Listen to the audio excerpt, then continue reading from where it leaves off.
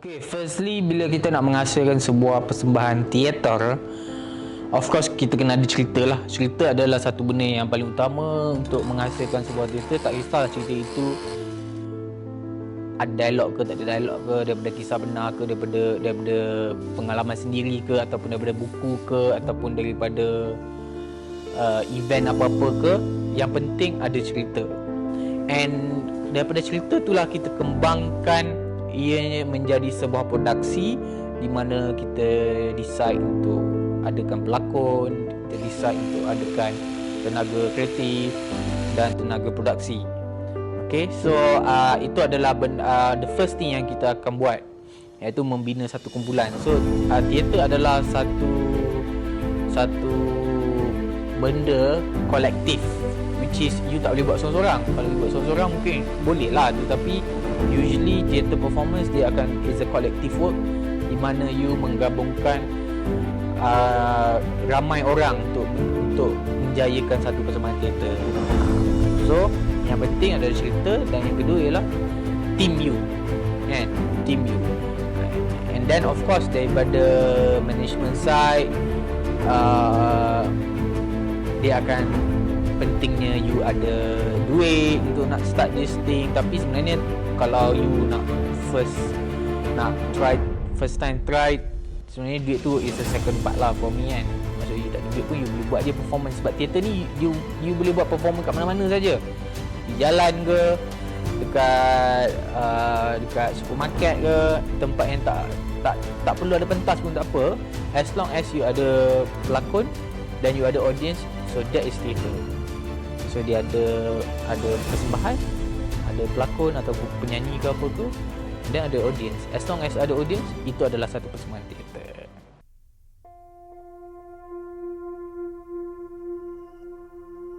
Teater SYY adalah teater konvensional yang ditulis oleh Prof. Dr. Hatta Zadhan. Dia adalah skrip yang orang kata skrip legend lah. Dan teater SYY adalah antara punca kenapa adanya Pimai-Pimai Tantu. So dia menceritakan, teater SYY menceritakan sebuah perkampungan di mana menolak kemajuan. Konflik dia terjadi apabila salah sebuah pemaju datang untuk membina loji pembentungan di kampung tersebut lah. So konflik dekat situ berlaku di mana pihak pemaju nak membina dan pihak penduduk pula tak nak menerima benda itulah. Yelah, siapa nak kan loji tai dekat kampung sendiri kan.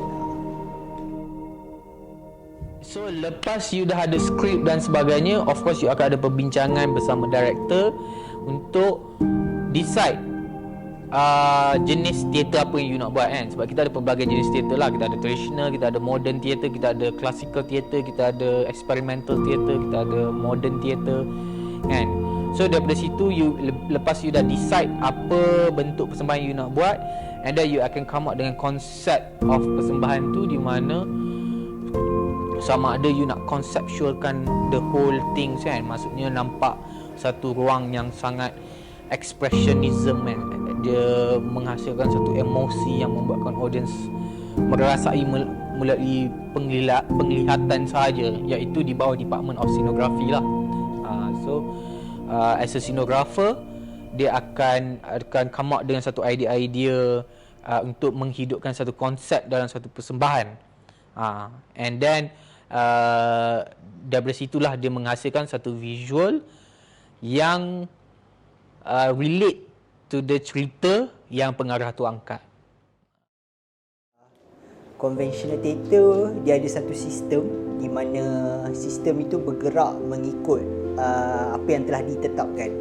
Dan mengikut pengalaman saya juga, ada beberapa teater yang memang langgar conventional theatre, which is segala tunjuk ajar, segala panduan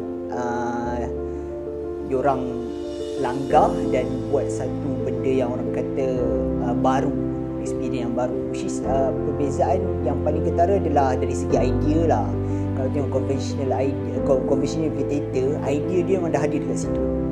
Kita just tunggu ikut je untuk orang kata apa, kita ikut je untuk kita jadikan panduan. Tapi kalau unconventional theatre ni, teater-teater jenis baru, teater jenis moden ni, dia melanggar tetapi dalam satu misi yang sama, iaitu nak menyampaikan satu cerita ataupun mesej yang ada di dalam. Bila you nak buat teater, bila you dah dapat skrip, you kena fikir benda tu. You kena fikir bentuk persembahan apa you nak buat. Kan? Kita ada monolog, kita ada monodrama, kita ada macam-macam lah. Kan? Macam kita orang punya Mana Aiman, kita decide untuk buat device theater. From device theater tu lah baru kembangnya idea-idea lain di mana kita masukkan elemen journey theater, kita masukkan elemen interactive theater, kita masukkan environmental theater. So daripada device tadi tu. Kalau you nak tahu pasal device adalah satu proses untuk menghasilkan sebuah persembahan teater ataupun persembahan apa-apa sajalah. So it's a process di mana kita berkumpul, kita got the idea, kita bincang sama-sama, tak ada director, tak ada apa, and then everybody akan perform. So tak ada leader pun dalam group tu. So dia macam satu gabungan a group punya idea. Begitu. Siapa saja yang nak involve dalam scene theater perlu ada niat. Dan niat itu boleh jadi universal. Macam saya dulu, mula-mula saya nak involve theater adalah sebab saya rasa theater adalah jalan keluar untuk masalah-masalah dunia, orang kata. Masalah-masalah yang yalah, sometimes kita kerja 8-5, so kita tak ada masa untuk kita explore diri sendiri. So theater adalah satu medium di mana dia satu medium yang kita boleh explore diri kita, tahap kreativiti kita, dan yang paling best adalah theater ni memanusiakan manusia. Dia akan memberi kita satu point of view yang melihat dunia daripada sudut yang lain. So itu yang perlu letak niat yang baik untuk apa kita berkarya, untuk apa kita join theater, untuk apa kita menulis suatu skrip, tak kisahlah apa kan. Dan niat itu perlu dibawa sekali dulu sebab itulah yang akan menjadikan kita manusia jenis apa kita ni nanti.